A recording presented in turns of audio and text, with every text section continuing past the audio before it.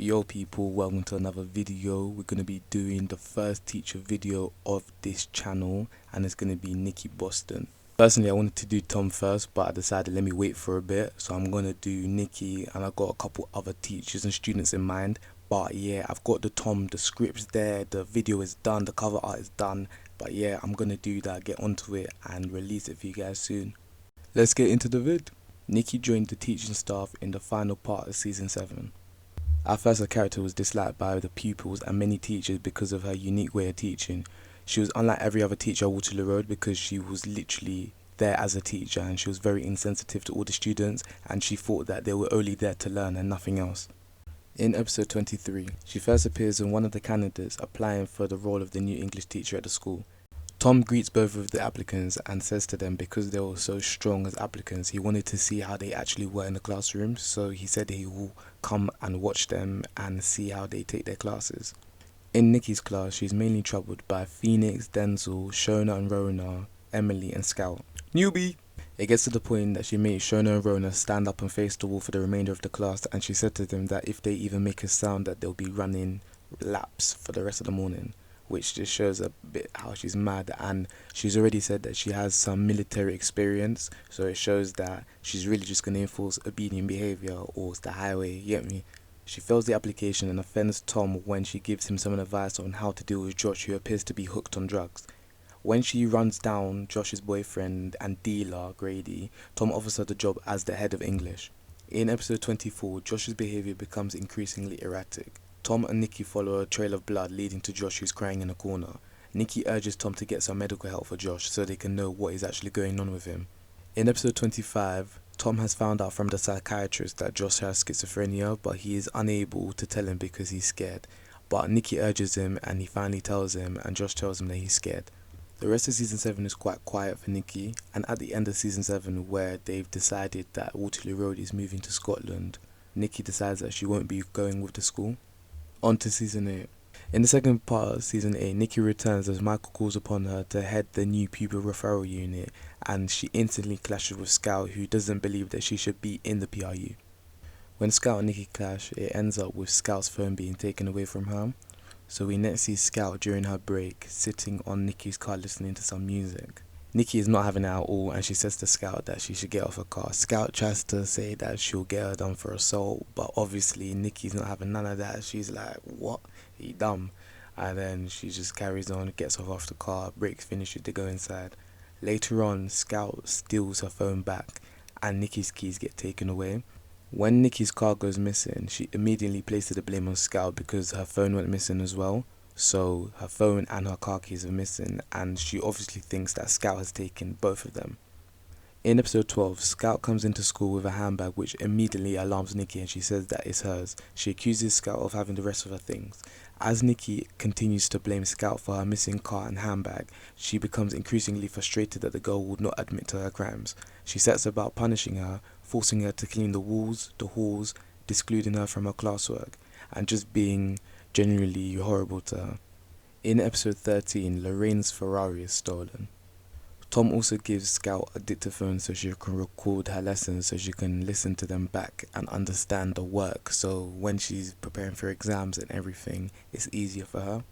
In episode 14, the prime suspect for Lorraine's Ferrari is obviously the one and only Scout, because she's been told by Nikki that she stole her car as well. So the police interview both Scout and Barry, but the same outcome is for the both of them as there is zero evidence. So also in episode 14, the dictaphone that Tom gave Scout was broken by Nikki and Scout kind of. So what happened was that the dictaphone became known to Nikki, and then she saw it and tried to confiscate it, and Scout was trying to say that she borrowed it from someone, and what happened is it dropped it in both of their hands. Scout tells Tom about the dictaphone, and Tom finally confronts Nikki about her treatment towards Scout. Nikki finally realizes that she got Scout all wrong. She mainly realized this because Barry said something to her about her car, about the wind wipers only working on slow, which made her realize that it was Barry who stole it. And Barry even said to her that you were looking so much you didn't even realize that it was me all along. Maybe he didn't say that it was actually him, but he gave hints enough for her to understand and for her to know that it was him without giving enough evidence. Nikki gives a public apology to Scout in front of the PRU class, and Scout just tells her, "Miss, can you carry on with the lesson?" And then Nikki shows that she's really trying to make it up to Scout by giving some extra help and just providing the support that she really wanted at the end of the day. Like, for real, she even gave her whole laptop to help her do some work because she just felt very bad about the way she was treating her. She knows that it was wrong with her. In the first episode of the final part of season 8, we first see Lorraine driving Nikki to work. This shows how the two have become very close over the Easter break. Lorraine then announces to Michael that Nikki will be his new deputy head of the school. As the episode progresses, Nikki is stunned to believe that Lorraine never spoke to Michael or Tom about her choice in deputy, making Nikki more determined to prove herself to the teachers and the students. At the end of the episode, Lorraine then confides in Nikki that the school is losing money and she needs to cut her losses. This scene becomes tense as Nikki explains that Lorraine can come and speak to her about anything that she needs to anytime. Lorraine approaches Nikki explaining she has great plans for the school and those plans include Nikki. Lorraine then kisses Nikki as the episode concludes. From my perspective, I feel like there was always going to be a clash between Michael and Christine against Lorraine and Nikki. So like it was just a bit of a which side you want to be on. But I feel like most people would have been on Michael's side only because like Michael actually had more decency. He was thinking about everything like the school and the students rather than Lorraine who's just thinking about the money. So usually people when they just think about the money, they're not really screwed on because she's not looking at the opportunities that she's been giving people. And as we know that Nikki and Lorraine obviously break up and Lorraine leaves as well as Michael leaving the show. Just at a standstill real quick, who would you say is the best head teacher of Waterloo Road throughout the whole of Waterloo Road? Would you say it's Rimmer, Karen Fisher, Mr. Byrne? Like, who would you say? Let me know in the comments. In season 9, Nikki returns reprising her role as the head of the PRU and also an English teacher. In this turn, we see Nikki working with Casey to sort out Casey's anger issues and her depression following the death of Tom.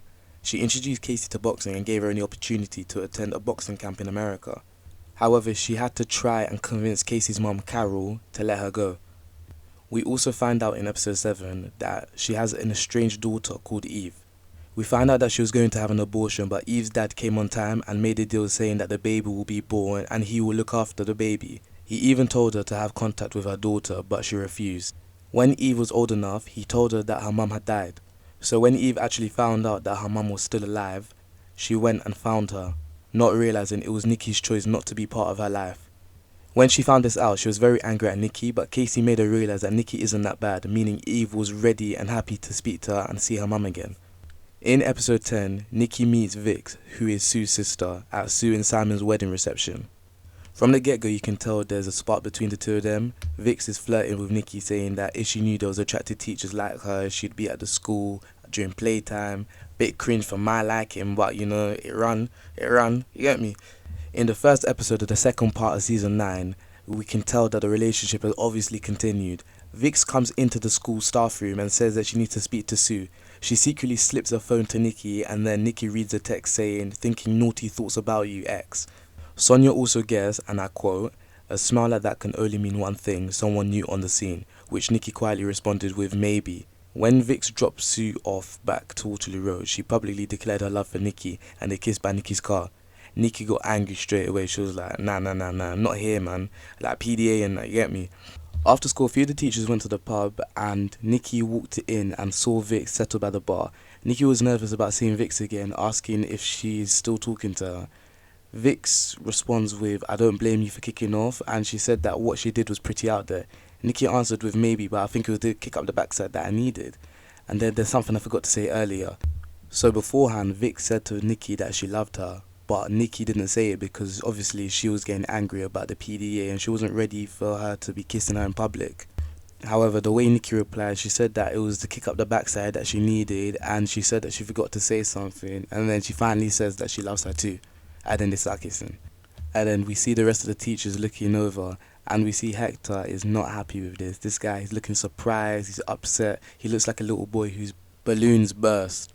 In episode 12, Vix presents Nikki with a small box. Nikki assumes she is proposing and begins to panic, but is relieved to find out that Vix made her a bracelet. However, as the day progresses, Nikki realizes she actually wished it was a proposal and spends the rest of the day thinking what could have been.